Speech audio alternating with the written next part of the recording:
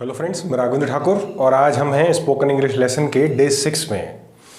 आज हम सीखेंगे कि अगर कभी भी किसी भी हिंदी के सेंटेंस में हिंदी की वर्ब में ना नहीं आ जाए, जैसे खेलना, जाना, सोना, पीना, बताना, बात करना, ये आ जाए और उसके बाद क्या आ जाए, लगा, लगी, लगे या शुरू कर दिया, जैसे बोलने लगा, बताने लगा, सुनने लगा, कहने लगा। तो ये इस तरीके के शब्द जब आते हैं तो उन्हें हम इंग्लिश में कैसे ट्रांसलेट करेंगे, इसके बारे में आज हम सीखेंगे। और एक और चीज़ मैं आपको बता दूं, ऐसे सेंटेंस की ज़रूरत हमें हिंदी में कहाँ पड़ती है। अक्सर जब हम कोई एक बात कर देते हैं, उसके बाद की बात को बताने के लिए हमें ऐसे सेंटेंस की बात करनी पड़ती है या ज़रूरत पड़ती है। जैसे मेरी बात सुनकर वो हंसने लगा, मुझसे मिलकर वो उसे अच्छा लगने लगा। तो ये क्या कर रहे हैं, आपको एक बात हो जा रही है, उसके बाद एक बात कर रहे हैं। एक जगह तो ये यूज़ हो गया, दूसरा सीधे सीधे भी इसका यूज़ होता है हिंदी की वाक्य में। जैसे वो रोने लगा, वो हंसने लगा, वो बात करने लगा, उसने पढ़ना शुरू कर दिया, वो क्रिकेट खेलने लगे। तो इस तरीके से भी हम इसका यूज़ करते हैं और ऐसे सेंटेंसेस हमारी डेली स्पीकिंग में बहुत ज़्यादा आते हैं। तो ऐसे सेंटेंसेस को हमें कैसे किस तरह से इंग्लिश में ट्रांसलेट करना है, उसके बारे में आज हम इस क्लास में सीखेंगे।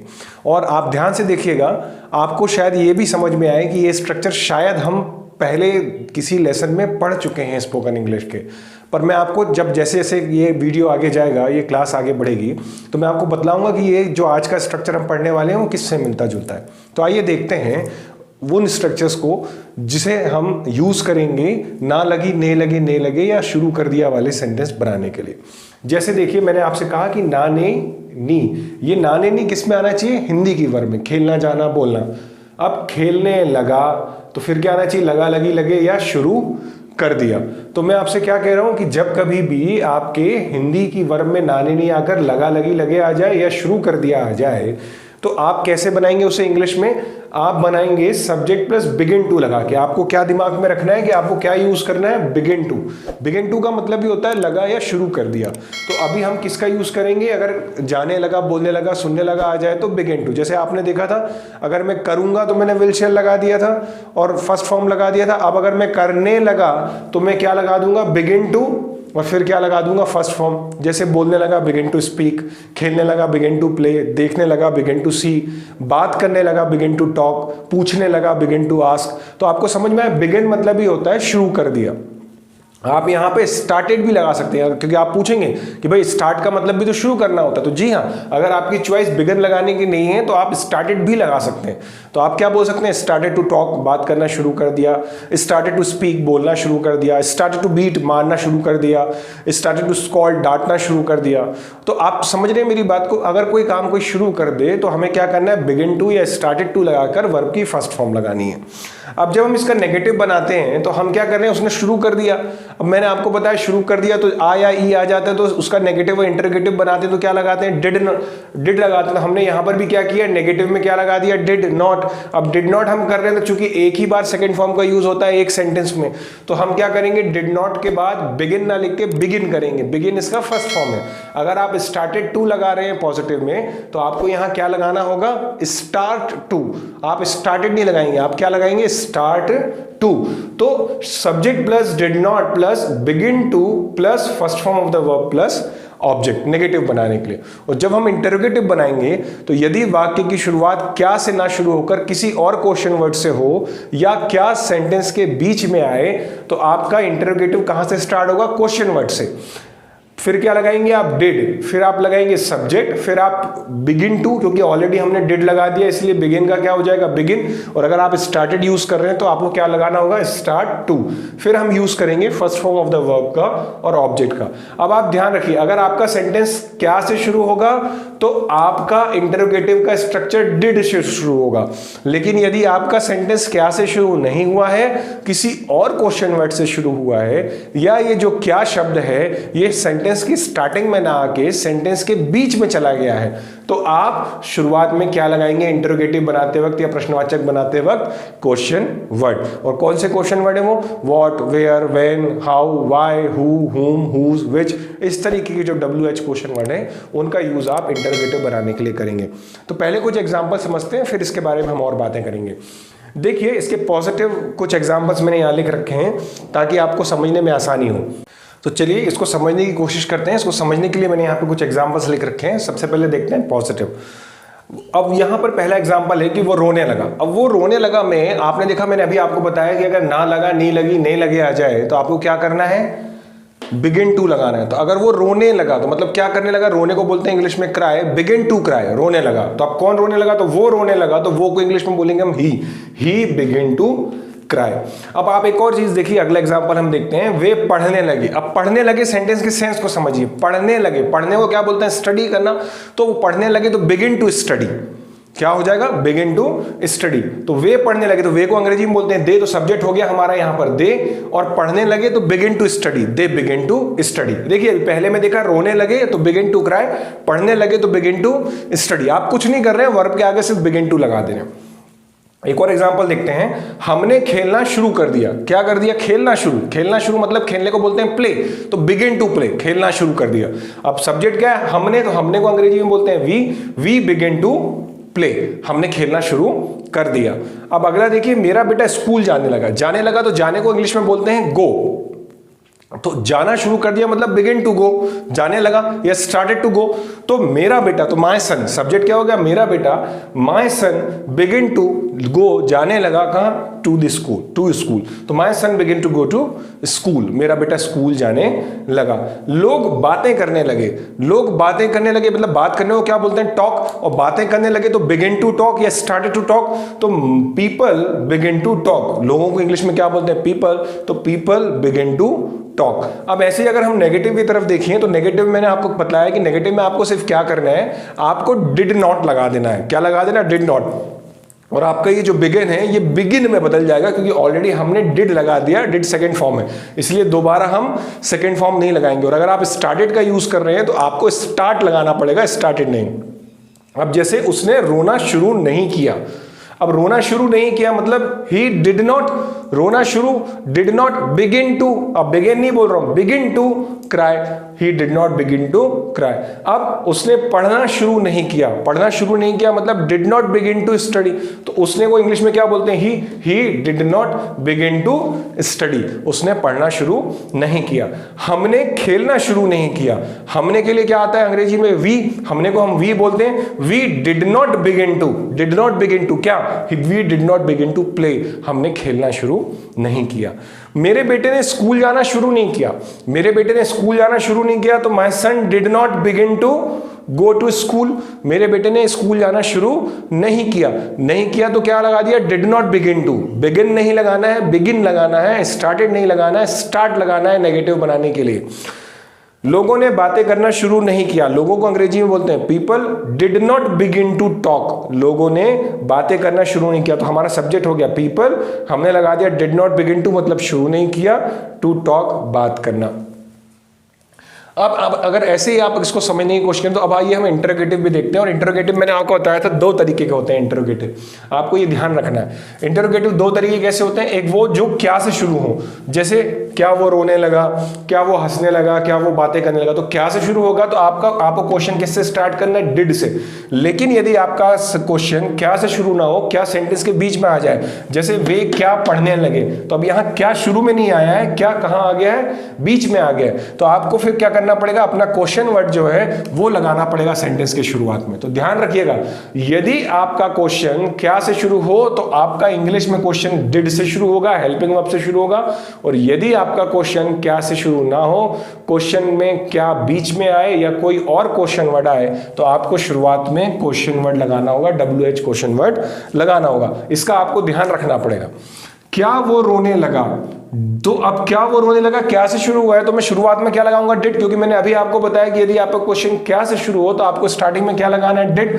तो क्या वो रोने लगा, did he begin to cry, did के बाद सब्जेक्ट क्या है वो ही के बाद अब रोने लगा तो बिगिन टू क्राई। आप इसको दिमाग में बिठा लीजिए, did he begin to cry.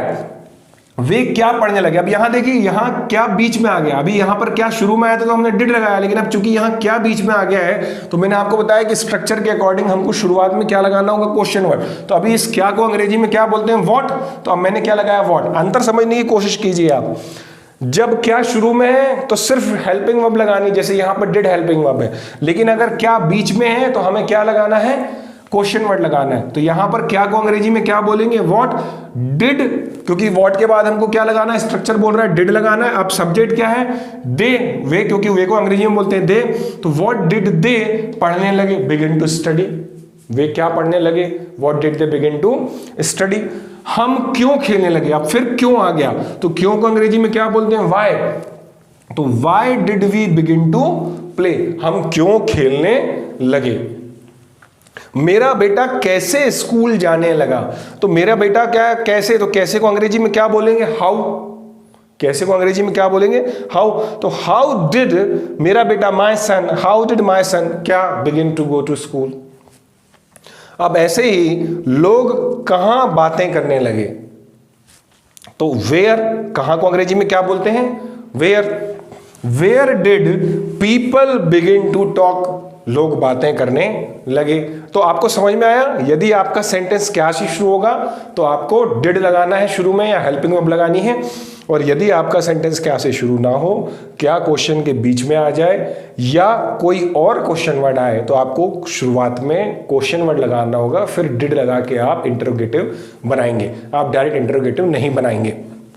तो देखा आपने, जब भी आपके हिंदी के सेंटेंस में कोई काम करने लगा या कोई काम शुरू कर दिया वाली बातें आती हैं, तो आपको बिगिन टू या स्टार्टेड टू का यूज करना है। लेकिन ये सिर्फ पॉजिटिव में, जैसे ही इसका नेगेटिव बनेगा और इंटरोगेटिव बनेगा तो हम डिड का यूज करते हैं, और बिगिन चेंज हो जाएगा बिगिन में, स्टार्टेड चेंज हो जाएगा स्टार्ट में, फर्स्ट फॉर्म यूज हो जाएगा इनका। तो आपको अंतर समझ में आया क्या करना है। जब भी जाने लगे, बोलने लगे, कहने लगे, सुनने लगे, इस तरीके के सेंटेंस आए तो आप क्या लगाएंगे, begin to begin to begin to begin to.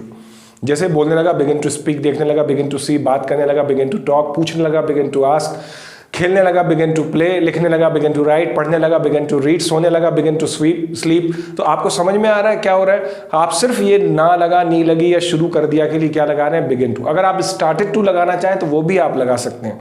जैसे वो रोने लगा, स्टार्टेड टू वीप, हंसने लगा, स्टार्टेड टू लाफ, या हंसना शुरू कर दिया, लिखना शुरू कर दिया, स्टार्टेड टू राइट, पढ़ना शुरू कर दिया, स्टार्टेड टू रीड या स्टडी। तो आप समझ रहे हैं मेरी बात को, आपकी चॉइस है, आप बिगिन टू लगाएं या आप स्टार्टेड टू लगाएं, आप किसी भी चीज का यूज यहां पर कर सकते हैं, दोनों का मीनिंग ही सेम है। बस आपको ध्यान ये रखना है कि पॉजिटिव में बिगिन और स्टार्टेड लगेगा, तो जब इसका नेगेटिव और इंटरोगेटिव बनेगा तो बिगिन चेंज हो जाएगा बिगिन में, स्टार्टेड चेंज हो जाएगा स्टार्ट में, और यहां पर हम हेल्पिंग वर्ब यूज करेंगे डिड। आप बहुत सारे सेंटेंस अपनी रोजमर्रा की बातचीत में या बोलचाल में यूज करते हैं जहां पर ये शुरू कर दिया और ना लगा वाली चीज आती है। जैसे अरे वो रोने लगा, तो क्या होता है, वो रोने लगा, तो ही बिगिन टू क्राई या ही बिगिन टू वीप। तो आप क्या कर रहे हैं, आप ऐसे सेंटेंस बोलते हैं, तुमने लिखना शुरू कर दिया, अब मैं क्वेश्चन पूछ रहा हूं, तो did you start to write या did you begin to write. तो आप क्या कर रहे हैं, आप डिड जब आपने लगाया तो आप बिगिन टू या स्टार्ट टू का यूज कर रहे हैं।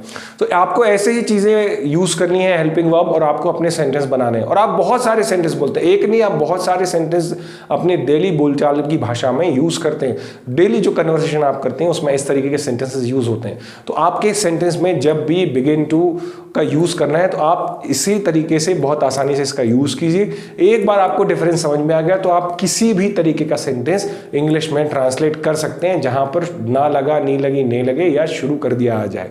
अब जैसे हमने पढ़ना शुरू कर दिया, वी स्टार्टेड टू स्टडी या वी बिगन टू स्टडी। आप इंग्लिश सीखने लगे, you started to learn English या you begin to learn English. आप मेरा वीडियो देखने लगे, you started to watch my video.